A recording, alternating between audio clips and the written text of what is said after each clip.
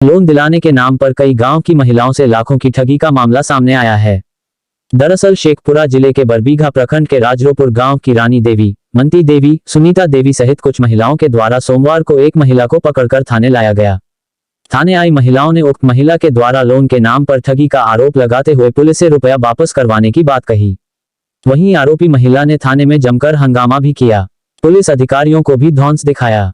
महिलाओं ने बताया कि ठग महिला ने कई अन्य गांवों की महिलाओं को भी इसी तरह ठगा है। वहीं थानाध्यक्ष जयशंकर मिश्रा की आरोपी महिला के पुत्र ने थाने आकर सभी महिलाओं से लिया गया रुपया वापस करने की बात की है। क्या नाम है आपका? रंजू देवी। कहाँ घर है? राजोपुर। कितना पैसा आपसे ठगा गया है? 4000। किस लिए ठगा गया? लोन लगे। लोन? क्या बोला गया? बोला कि 2000 पर 1 लाख रुपए पास करेंगी 8 दिन के अंदर में। अच्छा अच्छा, तो क्या नाम है वो जो पैसा ठगा है? मंजू देवी। मंजू देवी कहाँ का है वो? सरबा। सरबा का। अच्छा, आपसे भी ठगा गया है? कितना?